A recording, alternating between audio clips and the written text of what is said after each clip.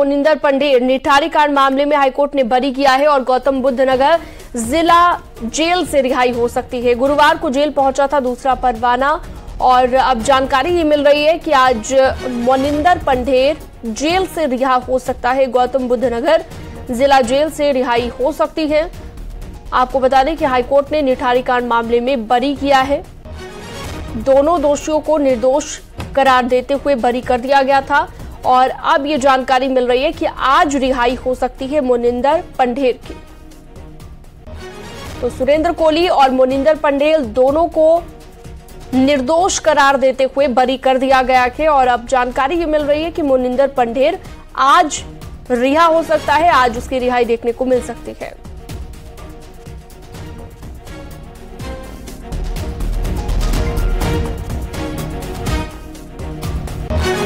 तो बड़ी खबर मोनिंदर पंडेर से जुड़ी हुई। निठारी कांड में हाईकोर्ट ने बरी किया है और अब आज रिहाई हो सकती है गौतम बुद्ध नगर जिला जेल से, ये जानकारी मिल रही है।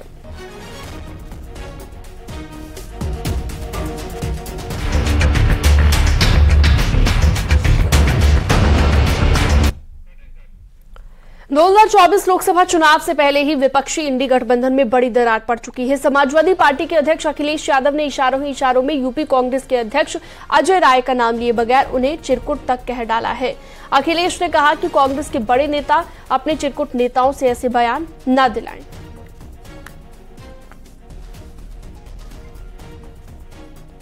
जाकर के मुंबई की मीटिंग में थे।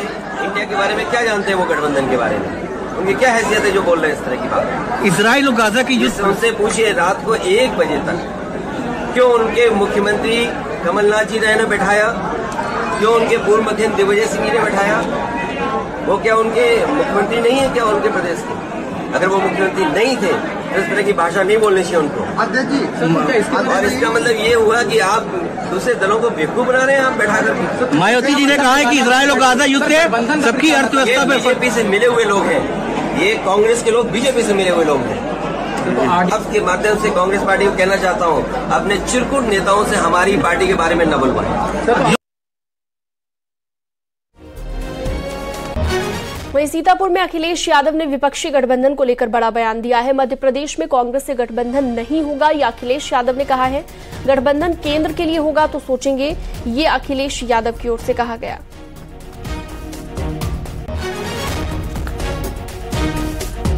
कौन कांग्रेस या कोई दल क्या कह रहा है? इंडिया गठबंधन,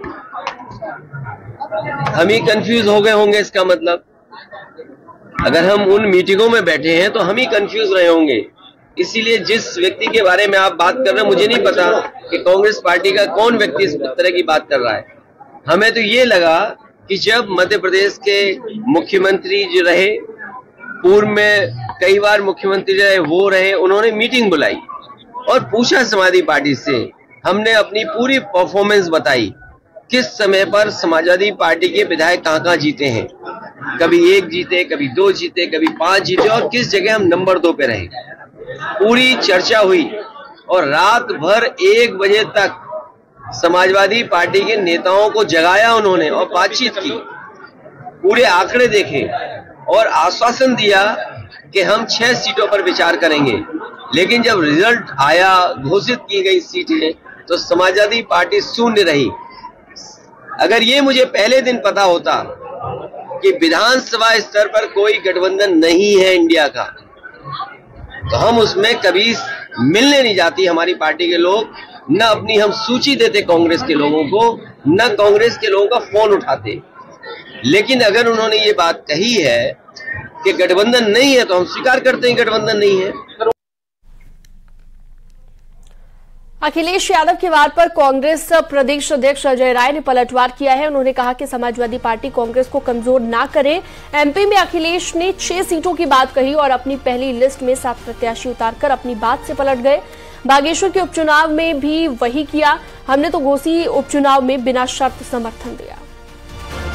अगर ये बात आई है कि भाई राष्ट्रीय स्तर का गठबंधन होगा कि प्रदेश स्तर का गठबंधन होगा, ये मेरी जानकारी में नहीं है। पर एक बात जरूर मैं कहना चाहूँगा कि जब ये प्रत्याशी घोषित हुए, आप 6 प्रत्याशी की बात करते हैं, 7 कैंडिडेट तो आपने पहले ही घोषित कर दिया था।